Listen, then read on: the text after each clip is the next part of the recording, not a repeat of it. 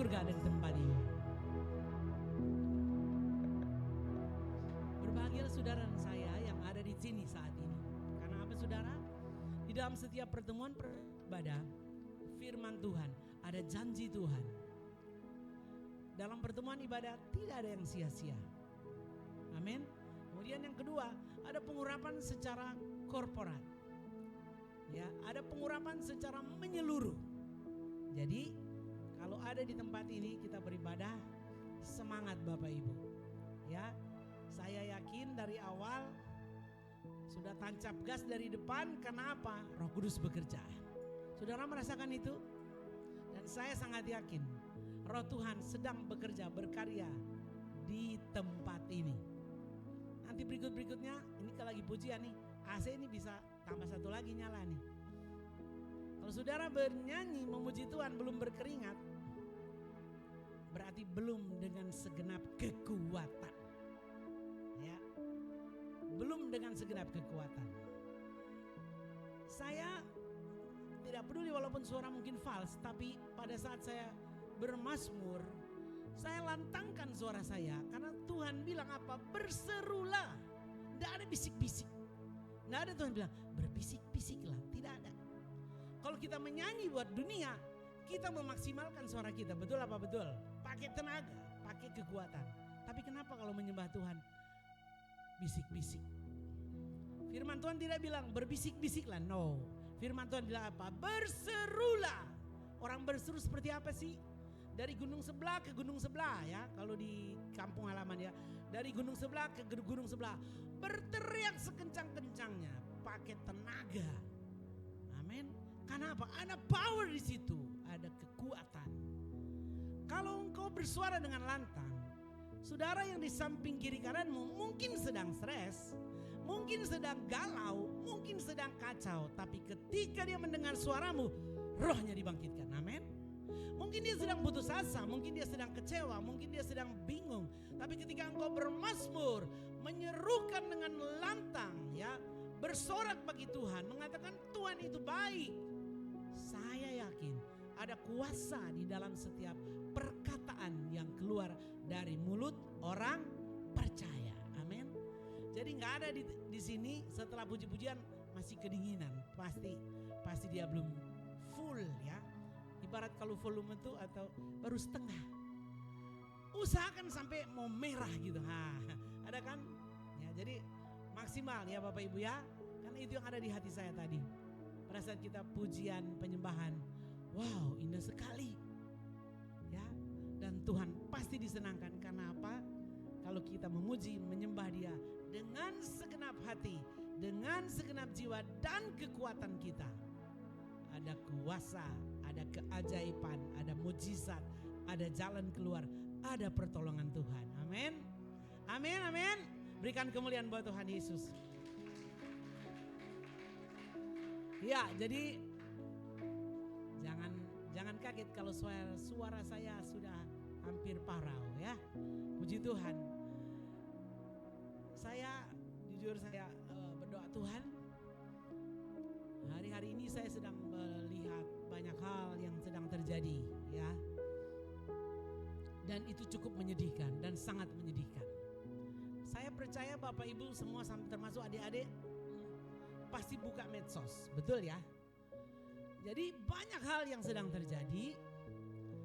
Ada banyak kebangunan rohani di mana-mana.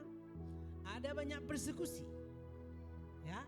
Di satu sisi iblis sedang giat-giatnya bagaimana menghancurkan anak-anak Tuhan, bagaimana untuk menarik lebih banyak pengikut kepada dia, bagaimana untuk menjatuhkan orang-orang percaya, bagaimana untuk melemahkan orang-orang Kristen. Itu iblis sedang lakukan sekarang. Kenapa? Karena dia tahu ini adalah hari-hari di mana apa? Tuhan akan segera datang. Alkitab sudah mencatat bahwa apa? Hari-hari itu akan datang, bahwa hari-hari ini semakin baik atau semakin jahat? Semakin jahat. Oleh sebab itu jangan heran kalau kita melihat berbagai kejahatan yang sedang terjadi saat ini sangat di luar pemikiran kita. Kayaknya dulu tidak ada kejahatan seperti itu, tapi sekarang ada. Memang firman Tuhan sudah mengatakan bahwa hari-hari yang akan datang menjelang hari Tuhan, yang jahat semakin jahat, yang kudus semakin kudus. Ya. Nah, kita rindu jemaat Tuhan yang ada di tempat ini. Kita bukan jemaat yang suam-suam kuku. Tahu suam-suam kuku ya? Kalau mau merendam sesuatu, oh bisa disentuh dengan tangan, bisa. Itu suam-suam. Di dalam Tuhan tidak ada suam-suam. Panas atau panas, dingin atau dingin. Panas ya panas, dingin ya dingin. Dan sekarang ini, hari-hari ini itu sedang terjadi. Mulai terjadi pemisahan antara domba dan kambing. Di berbagai negara sedang terjadi kegerakan kebangunan rohani. Bahkan di negara-negara yang sangat-sangat tertutup terhadap kekristenan, diam-diam ribuan orang, ya, mereka mendapatkan apa? Mimpi dan penglihatan. Jangan dibilang ini dongeng. Alkitab sudah mencatat pada hari-hari terakhir anak-anak muda juga akan mendapatkan apa? Mereka mendapat mimpi dan penglihatan.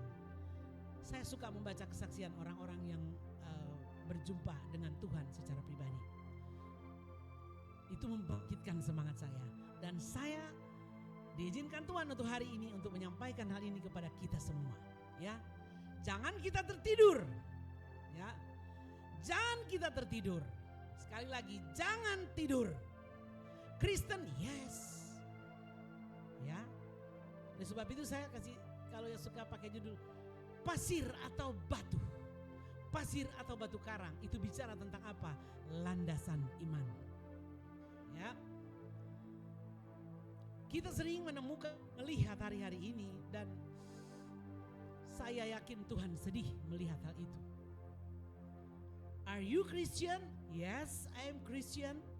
Kamu Kristen? Oh ya, saya Kristen. Itu pengakuan. Tapi ya beginilah saya. Saya mau pakai baju setan. Pernah lihat video itu? Dia bicara, dia proklaim, saya Kristen, tapi inilah saya mau pakai baju setan. Wow. Are you Christian? Yes. Tapi kenapa hidupnya seperti itu? Itu real. Ya. Memang firman Tuhan ini, ya, ini menjelang hari Tuhan, jadi tidak bisa kalau lembek-lembek ya Bapak Ibu ya. Tidak ada yang menina-bobokkan. Karena terlalu banyak, ya, terlalu banyak yang disampaikan yang manis-manis, indah-indah, sedap-sedap, enak-enak, tidak mengubah kehidupan. Kita harus menyampaikan kebenaran, karena kita hari-hari ini tidak saatnya lagi untuk kita main-main. Amin. Saudara-saudara yang dikasihi Tuhan Yesus, di zaman ini banyak orang yang mengaku, memproklamirkan saya Kristen, tetapi kenyataannya menjalani kehidupan yang jahat, dan itu terang-terangan.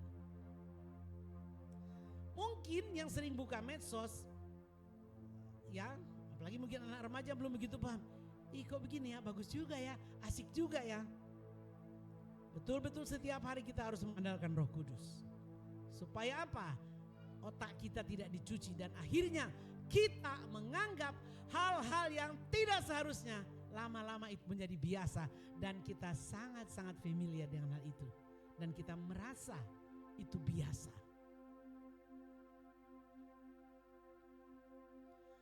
Banyak mereka yang mengidentifikasi diri mereka dengan Kristus. Saudara tahu orang Kristen itu apa sih? Kristen berarti apa? Pengikut Kristus. Siapa yang kita ikuti? Engkau berkata engkau Kristen, tapi kenyataan engkau ikut setan. Itu kan kontradiksi. Betul apa betul? Ini bisa diterima ya. Saya berdoa Roh Kudus menolong sampai anak-anak remaja dan adik kecil bisa paham hal ini.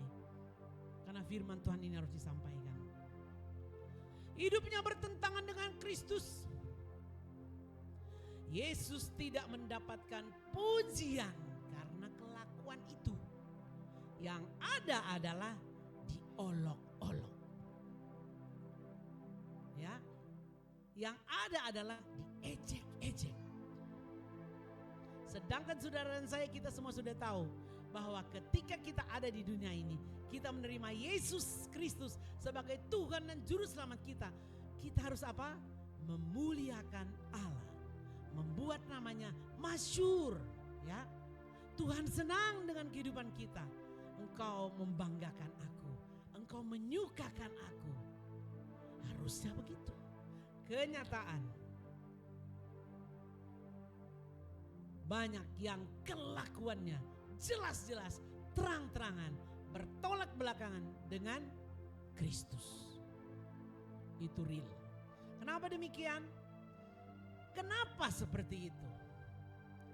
Satu alasannya. Kenapa? Mereka belum benar-benar dilahirkan kembali. Belum lahir baru. Kristen hanya sekedar KTP.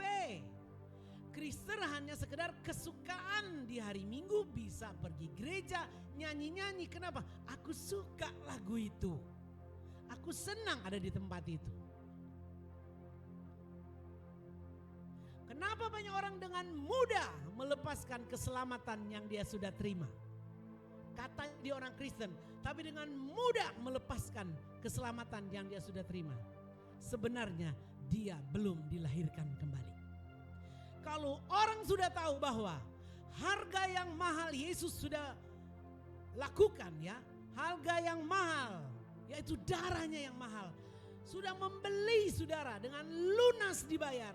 Engkau dan saya tentu tidak akan pernah menyia-nyiakan keselamatan yang engkau dan saya sudah terima di dalam Yesus. Amin. Gak gampang. Masa hanya karena masalah kecil, hanya karena masalah pacar, masalah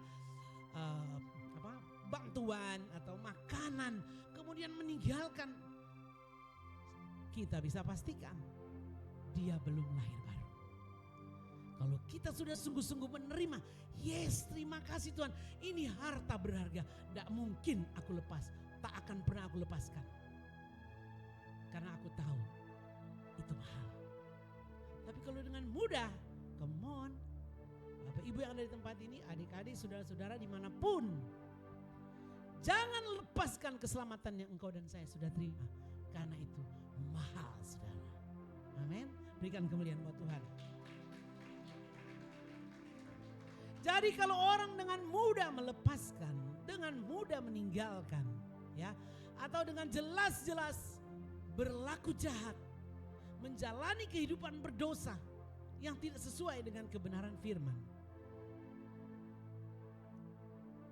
alasannya adalah mereka belum benar-benar lahir baru. Apa yang membuktikan bahwa seseorang benar-benar dilahirkan kembali? Apa buktinya bahwa seseorang itu benar-benar sudah lahir baru? Orang percaya sejati dilahirkan kembali, diubahkan melalui proses perubahan setiap hari. Dan bukti perubahannya dapat dilihat dalam apa? Karakternya. Ya. Apakah karakter Kristus yang terlihat? Apakah karakter seseorang itu menunjukkan karakter Kristus? Adakah buah-buah roh yang dihasilkan? Kemudian apa yang orang ini anggap penting dalam hidupnya? Itu salah satu tanda. Kita bisa melihat orang ini sudah lahir baru apa belum. Kalau dia lebih menyukai hal-hal dunia daripada hal-hal sorgawi, itu tanda tanya. Kalau dia lebih mengutamakan perkara-perkara duniawi daripada perkara-perkara sorgawi, menganggap remeh ibadah, menganggap remeh hal-hal yang dari Tuhan, itu salah satu bukti bahwa engkau lebih mengutamakan yang lain daripada Tuhan. Kan firman Tuhan jelas, carilah dahulu kerajaan Allah dan kebenarannya, maka semuanya akan ditambahkan. Itu tambahan. Yang terutama adalah apa? Kerajaan Allah dan kebenarannya. Yang lainnya bonus. Tapi lucu, kita seringkali nyari bonus. Betul ya? Kalau ke toko juga cari mana yang ada hadiahnya. Betul ya? Ini ada hadiahnya, kita beli. Padahal kita gak butuh itu. Tapi karena ada hadiahnya, atau beli 1 dapat 2. Wah boleh nih. Bukti. Jadi apa yang dianggap penting oleh orang itu? Itu salah satu hal yang menunjukkan bahwa apa sih yang menjadi concernnya? Ya. Apakah kasih itu terlihat dalam kehidupan kita? Itu tanda-tanda, ya. Atau kemudian ada pertanyaan di dalam hatimu. Saya orang Kristen. Karakter saya masih oke, ya. Tapi sebenarnya kalau tanya kembali, renungkan jauh di dalam hati, apakah saya betul-betul sudah lahir baru? Itu pertanyaan banyak orang percaya, apalagi kita yang sudah lahir, backgroundnya sudah notabene Kristen. Kita akan membaca Titus 3, dimulai dari ayat 3. Titus 3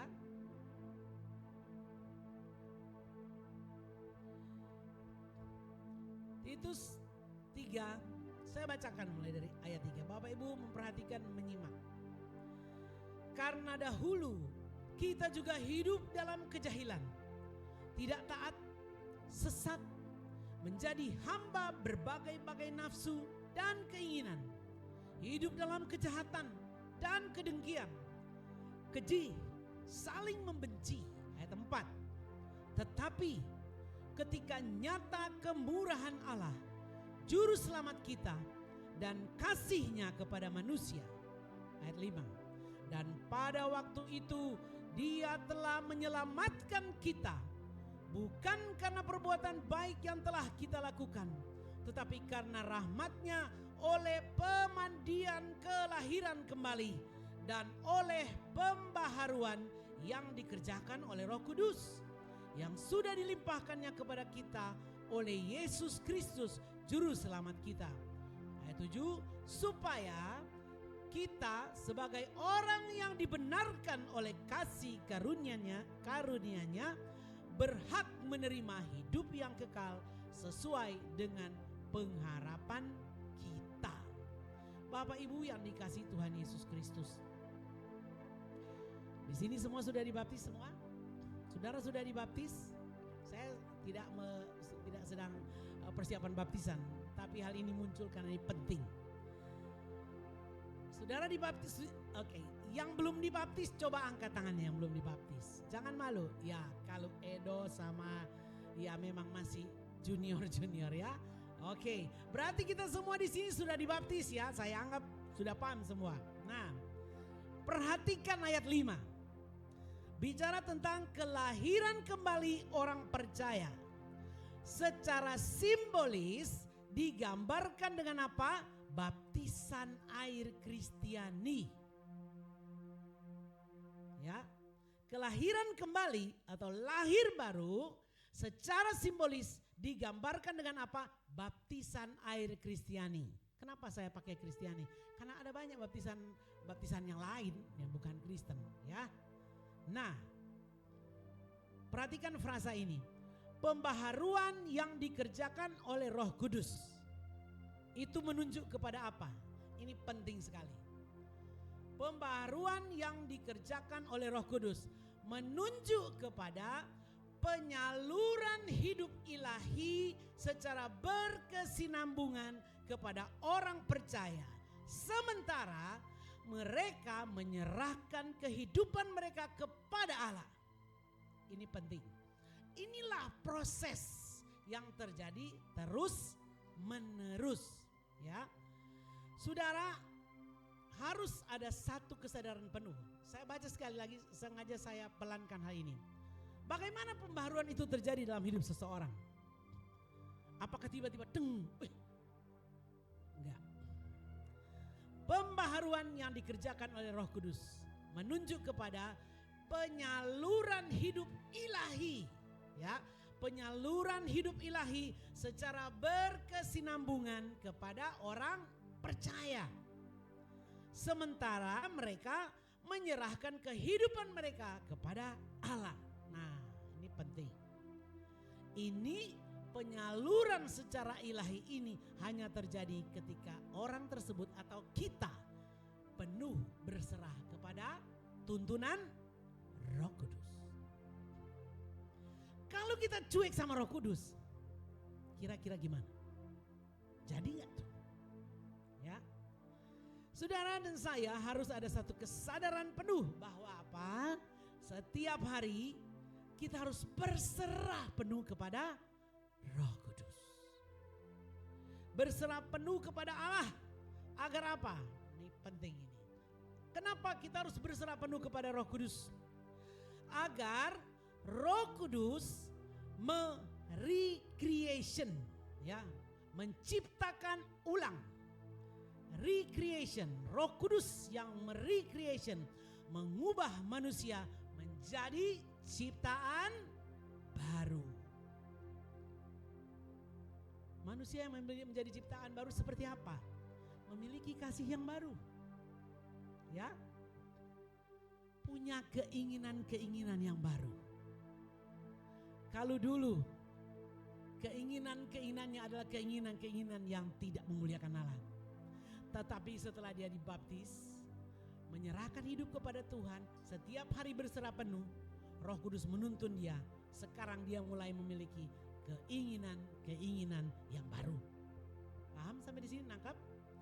Jadi saudara, di dalam hatinya ada kerinduan untuk selalu bagaimana supaya hidupku dapat melayani Tuhan. Menyenangkan hati Tuhan. Ingat, melayani tidak harus yang berdiri di sini. Ada pelayanan-pelayanan yang memang membutuhkan skill khusus, ya, seperti main drum dan lain-lain. Harus punya skill. Tapi ada pelayanan-pelayanan yang tidak perlu skill khusus. Contohnya apa? Berdoa. Adakah kita mengambil bagian dalam pelayanan itu yang paling sederhana, tapi kenyataan paling sulit dilakukan?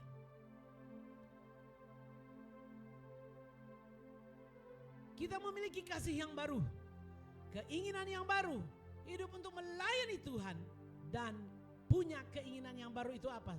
Yang sangat penting, keinginan untuk hidup kudus. Kalau kita sudah dibaptis, ya, percaya ada Roh Kudus yang selalu menolong, tapi selalu melakukan hal-hal yang mendukakan Roh Kudus, tanda tanya perubahan terjadi atau tidak. Jadi kelahiran kembali atau pembaharuan ini dikerjakan oleh siapa? Roh Kudus. Tetapi apa? Kita harus berserah penuh. Amin. Jangan sampai setelah dibaptis goodbye. Ya, selesai. Ibadahnya jarang. Apalagi persekutuan pribadi dengan Tuhan.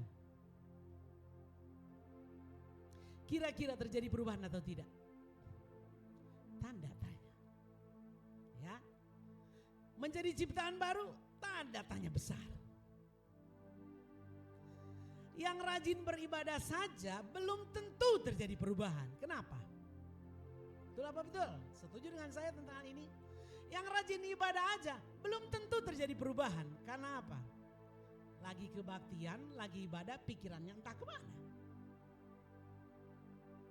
Lagi khotbah, sibuk sama yang lain. Lagi ada duduk di ibadah, entah siapa yang sedang diajak ngobrol.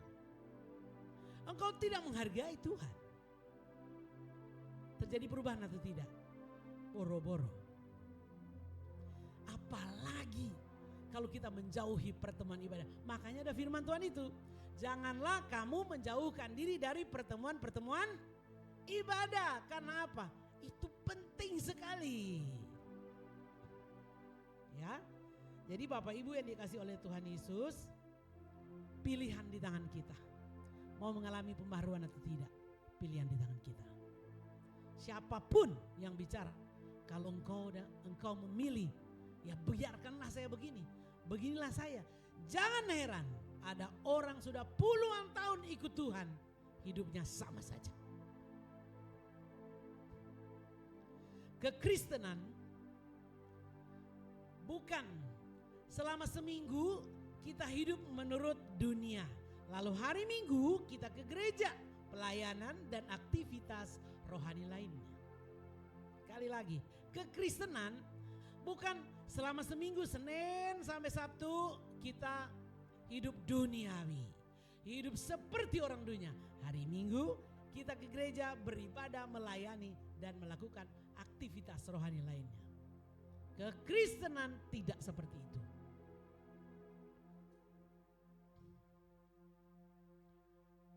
Orang-orang seperti ini pasti nggak ada di sini ya. Bisa dipastikan, amin. Kekristenan bukan sekedar seperti itu, ya. Karena apa? Menyedihkan sekali. Kalau Tuhan datang kemudian Tuhan bilang, aku tidak kenal kamu. Lu Tuhan, aku pelayanan lu Tuhan. Aduh Tuhan gak tahu kita latihan aja jam berapa Tuhan. Tengah malam baru nyampe rumah. Tuhan bilang, enyahlah kamu. Hai hambaku pembuat kejahatan. Wah, jangan sampai itu terjadi. Amin. Amin ya. Amin buat kita semua ya. Saya tidak sedang memarahi, hanya mengingatkan kita semua. Buat saya juga. Lebih parah lagi, kita menyampaikan kebenaran. Jangan sampai kita tidak bisa tegak berdiri. Ini betul-betul Tuhan sangat mengingatkan pada setiap kita. Bagaimana saudara tahu bahwa Anda seorang Kristen sejati? Kristen yang benar-benar kenal Kristus. Ya, yakin sungguh bahwa setelah kematian saya pasti akan ke surga. Ya. Yakin sungguh setelah kematian saya akan ke surga. Karena apa? Karena anugerah. Yes, betul, karena anugerah. Nah, tapi saudara, perhatikan. Anugerah memberi kasih karunia untuk bertobat dan percaya. Ya, untuk terus bertobat dan terus percaya. Dan terus bertumbuh dalam pengudusan untuk mencapai kesucian hidup. Jadi harus ada progresnya. Saya salut dengan orang baru lahir baru tapi progresnya nyata benar. Nah, ini. Dulu dia seorang pembenci Kristus. Tapi setelah bertobat progresnya kelihatan sekali. Lah kita yang sudah sejak lahir Kristen ini, Anda sendiri yang tahu, saya ada progresnya gak sih? Maksudnya apa? Progres itu apa? Perubahan yang terus menerus, ada peningkatan. Dulu suka banget bohong, sekarang enggak lagi. Dulu suka banget malas, sekarang rajin. Dulu pokoknya yang gak berkenan pada Tuhan itu dulu. Bilang dulu sama kiri kananmu, itu dulu. Ya, dulu. Ya, DULU. Jadi harus ada progres, ya. Bertobat, percaya, bertobat, percaya untuk terus bertumbuh dalam pengudusan mencapai kesucian Allah. Kita ini kan targetnya menjadi seperti Kristus. Dalam hal apa? Kesucian hidup. Jangan kita bilang begini, itu pekerjaan iblis. Mana mungkinlah kamu jadi suci. Ukuran suci untuk tiap orang tuh beda-beda. Ya, tapi paling tidak di dalam hati kita harus tahu, saya tidak boleh begini terus. Saya harus berubah. Itu penting. Menjadi suci seperti Kristus, tidak seperti dunia, alias orang dunia, orang yang suka berbuat dosa. Itu pengikutnya si Bolis itu. Ya. Nah, kekristenan adalah menyangkal diri, memikul salib dan mengikut Yesus. Amin. Matius 16 ayat 24. Saudara menjadi rohani bukan karena banyak melakukan kegiatan atau aktivitas yang kelihatannya rohani. Ya. Sekali lagi, menjadi rohani bukan karena banyak melakukan aktivitas atau kegiatan yang kelihatannya rohani, apalagi di gereja. Banyak orang mengaku Kristen tapi kelakuannya bertolak belakang dengan Kristus. Kelakuannya, karakternya bertolak belakang dengan karakter Kristus. Mereka lebih mencintai dirinya sendiri. Padahal Kristus mengasihi siapa? Mengasihi seluruh dunia. Kasihnya untuk semua. Tapi orang dunia mencintai diri sendiri. Boro-boro mikirin yang lain. Saudara, banyak ya. Mereka lebih mencintai diri sendiri, mencintai dosa, dan ini tidak ada di tempat ini. Amin. Jangan mencintai diri sendiri, jangan mencintai dosa. Tidak boleh. Kita harus mencintai, mengasihi semua orang. Seperti Kristus. Berikan kemuliaan buat Tuhan Yesus. Apakah saudara memandang dunia ini sebagaimana orang melihat dunia ini? Maksudnya saya sederhanakan. Bagaimana kita melihat segala sesuatu, apapun. Cara pandang kita terhadap segala hal yang ada di dunia ini, apakah sama dengan cara pandang orang lain, orang dunia, orang berdosa, ya, pengikut iblis? Apakah sama dengan cara mereka memandang dunia ini? Ini mungkin ada ini susah ini, ya. Oke, saya kasih yang sederhana. Apakah kita berpakaian seperti orang dunia? Paham kan kalau ini kan? Dapat ditangkap kan? Ataukah yang lain? Apakah kita ingin mendapatkan penghormatan seperti orang dunia? Atau bagaimana? Diri sendiri yang tahu ya. Apakah kita bertindak seperti orang dunia? Kalau enggak beda saudara, mengerikan. Karena apa yang membedakan engkau dan saya? Apa yang membedakan kita dengan mereka? Dengan orang di luar Tuhan, pengikut simbolis. Harus beda. Kalau sama, ngeri saudara, binasa.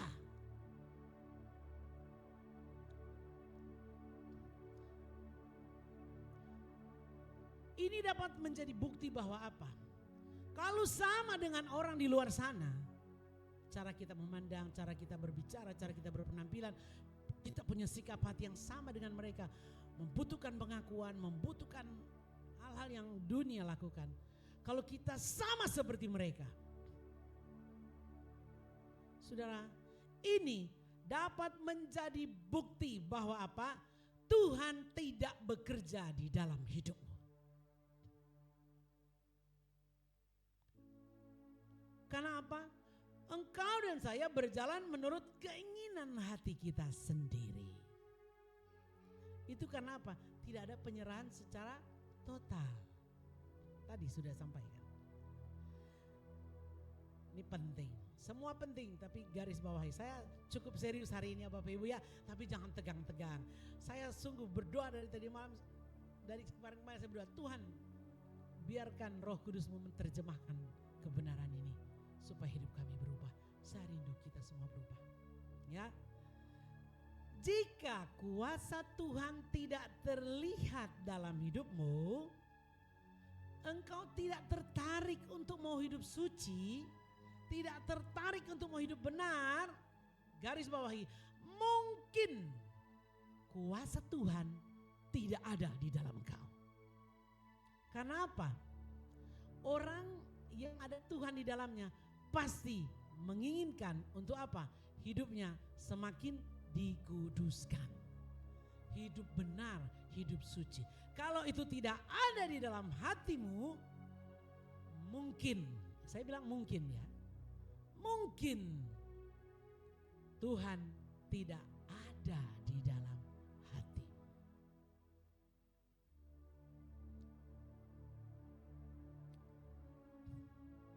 Belum lahir baru. Saya sudah lahir baru apa belum sih? Masih bingung juga sih. Ada Ada yang bertanya seperti itu. Ya. Tuhan berkata, aku akan menyelamatkan orang-orang untuk apa? Untuk menunjukkan kepada dunia betapa hebatnya aku. Wow. Tuhan Allah itu hebat. Dia bukan hanya menyelamatkan, tapi dia juga mau mengubah saudara dan saya. Amin. Atau mungkin kita yang memang sudah terlalu enjoy dengan dunia ya. Sehingga apa itu kekudusan? Apa itu hidup suci? Apa itu hidup benar? Ya udah kita biasa aja lah. Wong kita hidup di dunia. Come on. Lain cerita kalau orang belum pernah dengar Injil. Lain cerita kalau orang belum pernah dengar kebenaran. Tapi saudara dan saya udah tiap minggu dengar kebenaran. Kalau engkau tidak percaya, apa bedanya yang saya bilang tadi? Artis-artis yang sengaja ngaku-ngaku Kristen tapi kelakuannya bertolak belakang. Mungkin kita tidak se ekstrim itu, tapi di hati kecil nggak percaya, meragukan.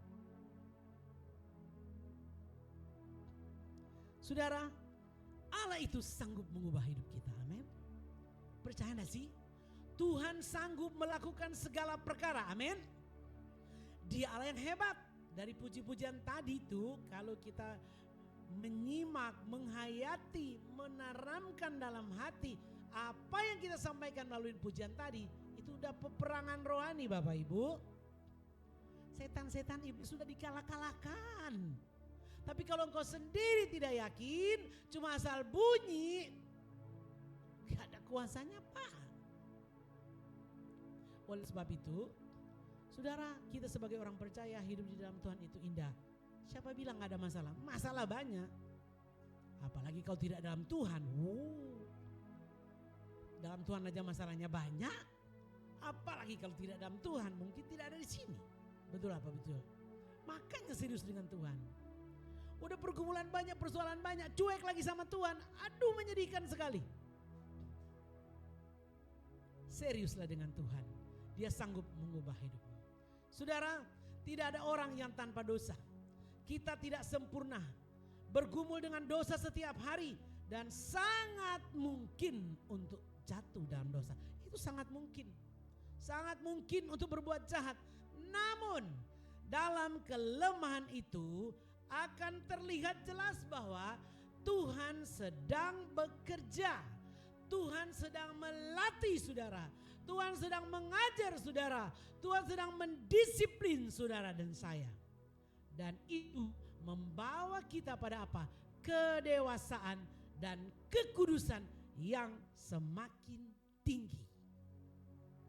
Jadi jangan bilang Tuhan saya gak mau ada persoalan. Come on. Jangan bilang Tuhan jauhkanlah jauh-jauh ini masalah. Tuhan tidak pernah janji kita tidak akan menghadapi badai. Ada lagunya kan? Tak pernah Tuhan janji hidupmu tak akan berduri. Tetapi dia janji dia akan selalu menolong. Tuhan gak pernah janji tidak akan ada api. Tapi ingat, firman Tuhan bilang apa? Engkau akan berjalan melalui air dan air itu tidak akan menghanyutkan engkau. Engkau akan berjalan melalui api. Api itu tidak akan membakar engkau dan tidak akan menghanguskan engkau. Amin. Beri kemuliaan buat Tuhan Yesus. Air bicara apa? Pergumulan, tantangan yang Tuhan izinkan kita alami. Itu untuk apa? Melatih ketahanan kita. Ya. Bagaimana kita mampu menghadapi tantangan? Kalau engkau megang janji Tuhan, engkau akan semakin kuat. Amin. Api bicara penyucian. Atas imanmu, iman saudara dan saya, kita diuji. Apakah dengan pergumulan ini kemudian engkau kalah? Air dan api Tuhan izinkan dalam hidup kita. Itu semua untuk apa? Memurnikan kita, melatih kita, membawa kita pada tingkat kedewasaan yang lebih tinggi. Amin. Jadi bilang sama samping kananmu, enjoy aja ya. Bilang.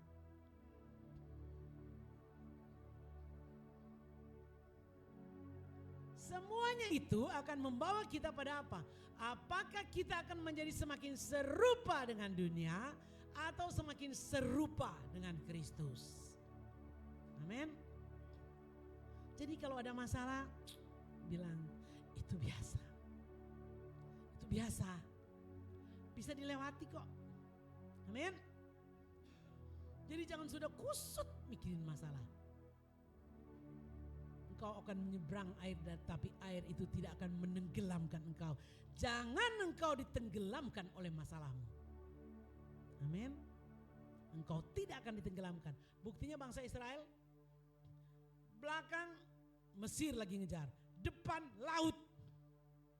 Di tengah-tengah situasi kondisi yang tidak ada jalan, Tuhan sanggup membuka jalan. Amin. Itu di luar pemikiran kita. Itulah Tuhan yang ajaib.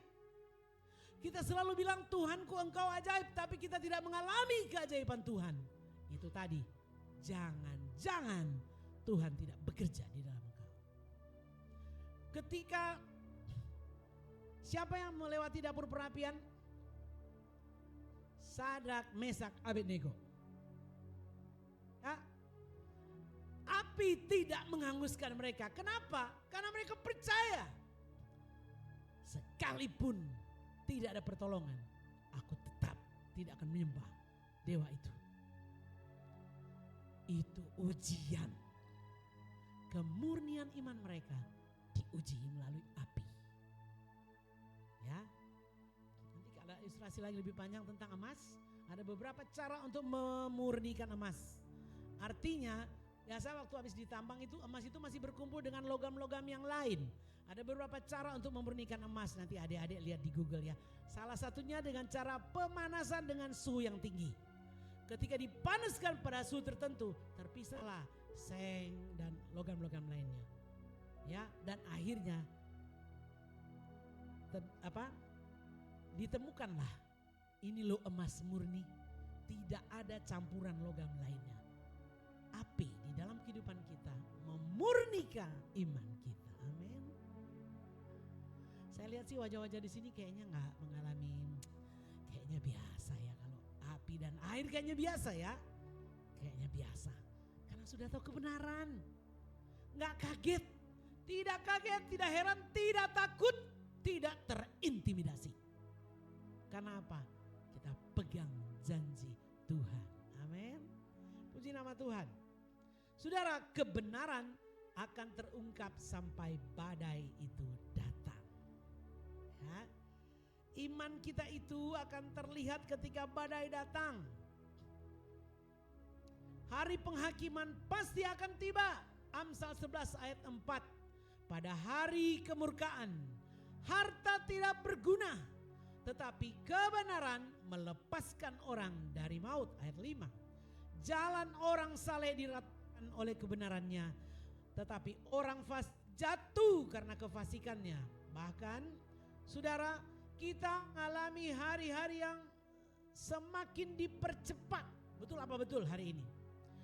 Saudara sadar gak sih? Baru hari Senin, udah Sabtu lagi ya? Merasa? Mungkin sudah tidak merasa ya. Entah yang orang sibuk, kalau sibuk berasa banget.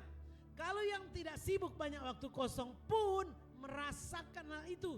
Baru hari Minggu kayaknya belum lama. Kok sekarang sudah hari Minggu lagi? Memang karena Alkitab mencatat itu. Pada hari-hari terakhir, hari-hari akan dipercepat. Ya saudara, kita melihat apa yang sedang terjadi di sekeliling kita hari-hari ini semakin jahat. Bangsa-bangsa perang dah habis-habis, betul? Saya tidak perlu ngomong tentang hal ini. Semua sudah tahu. Kalau lihat saudara buka medsos, yang ini perang lawan ini berteman sama ini, rencana mau nyerang itu, udah diserang sama ini. Wah, yang lain jadi penonton. Bangsa yang tidak berperang, di dalamnya sendiri terjadi peperangan dalam tanda kutip. Betul apa betul? Perangnya apa? Bom molotov, apalagi ya? Lempar-lemparan, bakar-bakar, jarah-jarah.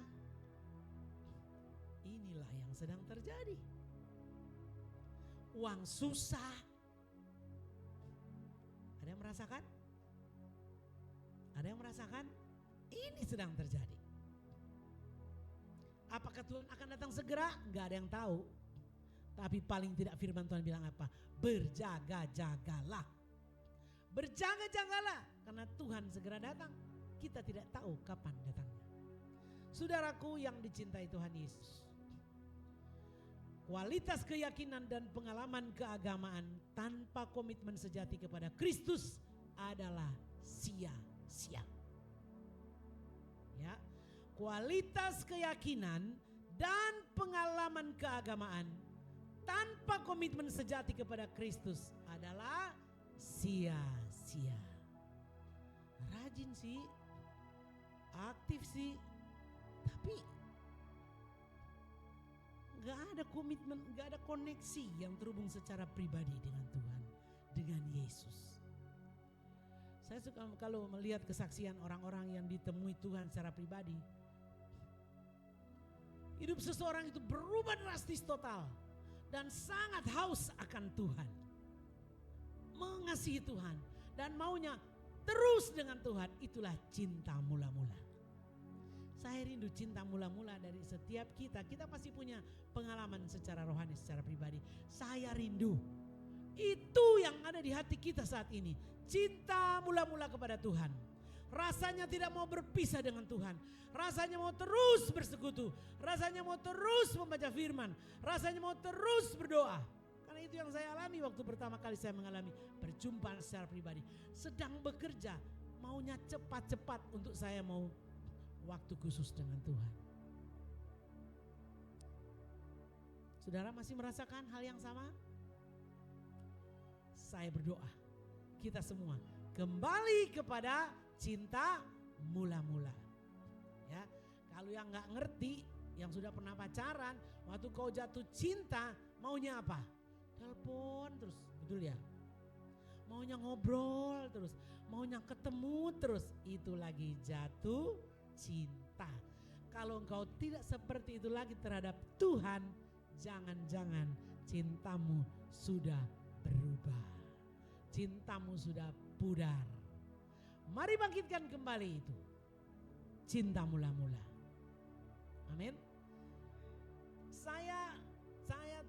Sampai sekarang saya tidak melupakan ketika seseorang di sini setelah dibaptis, saya tanya, apa? Ini pertanyaan yang keluar dengan spontan ya. Apa yang kau rindukan sekarang ini?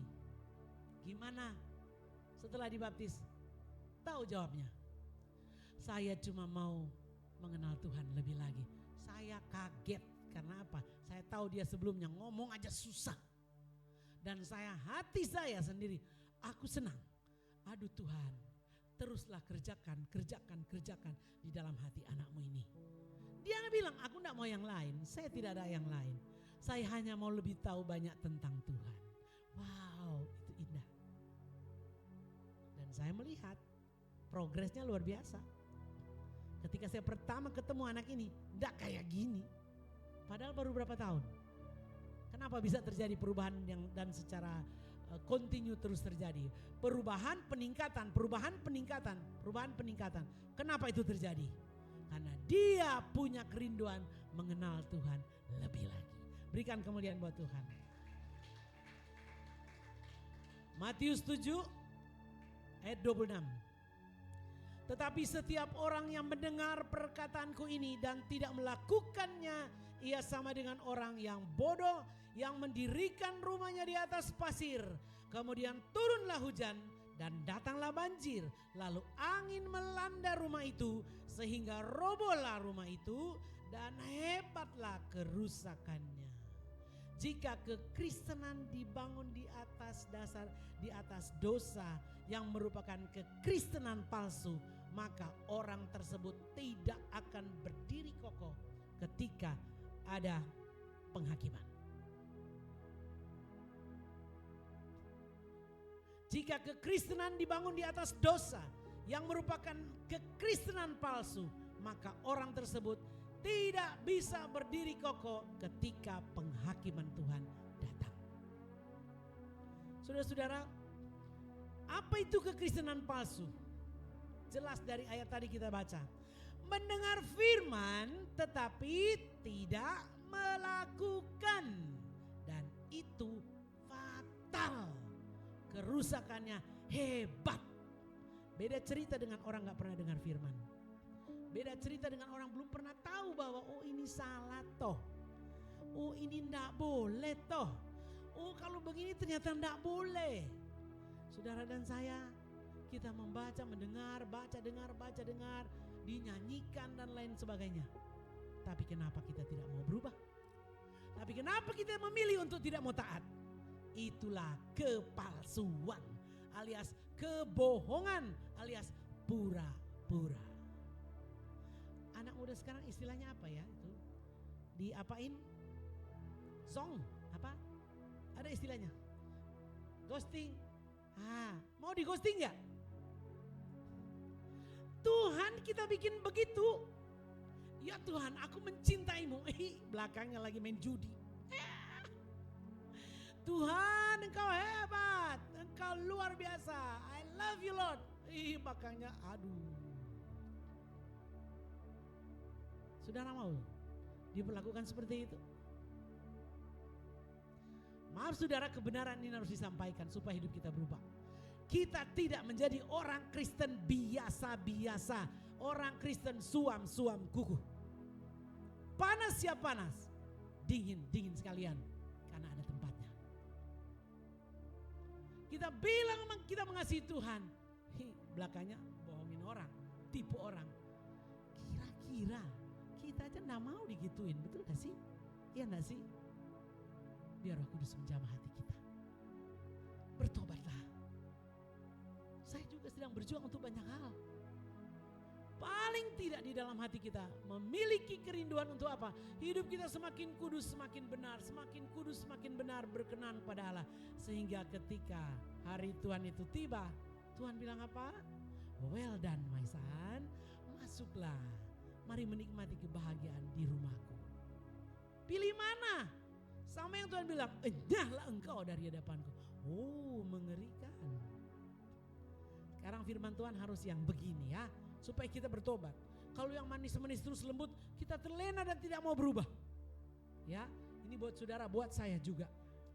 Matius 7 ayat 24, setiap orang yang mendengar perkataanku ini dan melakukannya, ia sama dengan orang yang bijaksana, yang mendirikan rumahnya di atas batu. Ayat 25, kemudian turunlah hujan dan datanglah banjir, lalu angin melanda rumah itu, tetapi rumah itu tidak rubuh sebab didirikan di atas batu.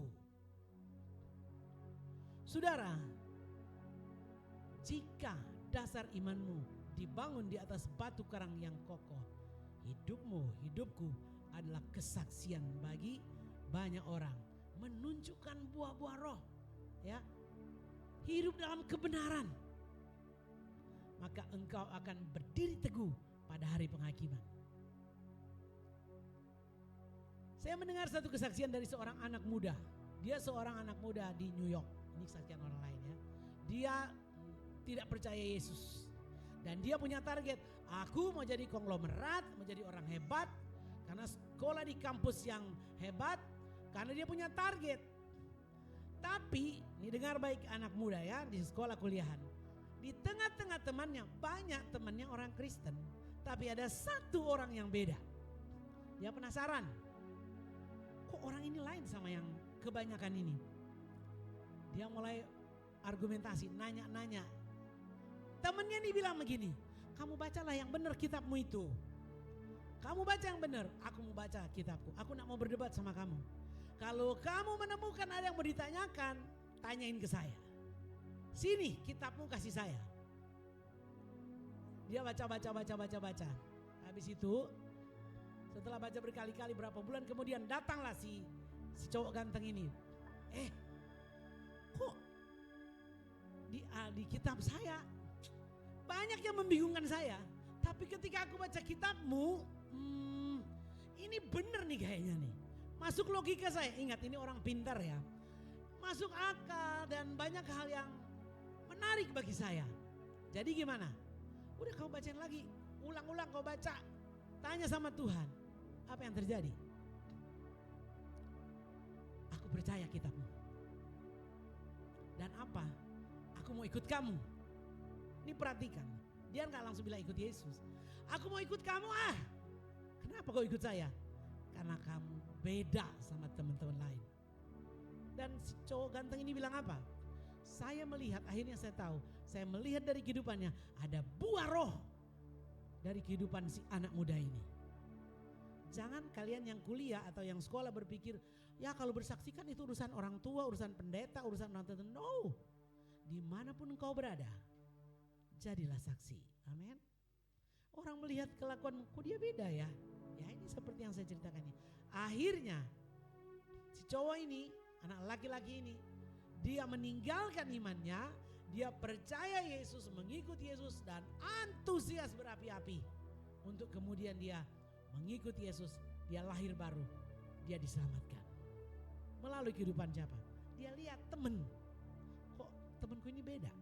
Nah, jangan terbalik saudara. Kita Tuhan tempatkan di dunia, kemudian kita menjadi serupa dengan dunia. Kita harus jadi terang. Itulah firman Tuhan mengatakan, jadilah terang. Lilin kalau diterang benderang gini, lilin mah gak kurang efeknya, betul? Tapi kalau meskipun lilin kecil ditempatkan di tempat kegelapan, oh dia bisa menerangi seluruh ruangan. Amin. Engkau dan saya punya kesempatan yang sama dimanapun ditempatkan. Jangan hanya fokus dengan dirimu sendiri. Jangan hanya fokus dengan apa yang kau inginkan. Dan kau tidak punya kepedulian atas keselamatan orang lain di sekelilingmu. Kita harus bertobat dari hal ini. Kita sudah diberkati, yes, kenapa? Sudah diselamatkan. Kita sudah menerima kebaikan Tuhan yang tak terhingga, terus menerus setiap hari. Apakah di dalam kita ada kerinduan di hati kita supaya orang lain juga menerima anugerah keselamatan itu? Ini penting. Sadar atau tidak, kita egois kalau kita tidak memikirkan keselamatan orang lain. Saudara dan saya akan mengakhiri firman Tuhan ini. Apakah religius tapi tanpa komitmen sejati kepada Yesus, ataukah Kristen sejati? Renungkan. Apakah saya orang Kristen yang religius? Artinya kelihatan banget rohani. Semua deh dia pokoknya kelihatan rohani banget. Ya. Tapi tidak ada komitmen dengan Yesus secara pribadi. Atau kita sebagai orang Kristen sejati.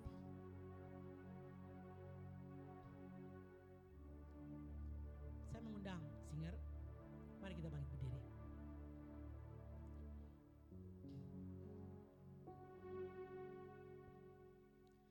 Jika Anda mendapati sedang berjalan menuju kehancuran neraka, jangan putus asa. Masih ada pengharapan di dalam Yesus Kristus. Dia sanggup memulihkan engkau. Dia dapat menghibur engkau. Dia dapat menyembuhkan sakitmu. Dia sanggup mengubah hatimu, hati saudara dan saya.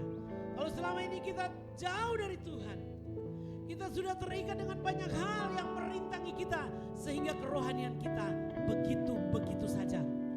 Kita terlalu sibuk dengan diri kita sendiri, terlalu sibuk dengan masalah kita, tidak peduli dengan keselamatan orang lain. Dia Yesus sanggup membebaskan engkau yang terbelenggu. Dia dapat menghapus dosamu. Kita semua sama.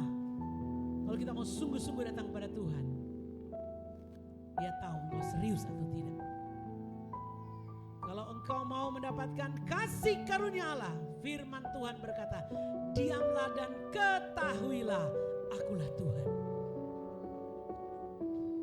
Bagi saudara yang berpikir, engkau begitu bijaksana, dirimu begitu bijaksana sehingga engkau merasa tidak perlu Tuhan. Ya, engkau merasa engkau tidak butuh Tuhan. Kebergantunganmu pada hikmat manusia terlalu tinggi sehingga engkau merasa aku tidak perlu Tuhan.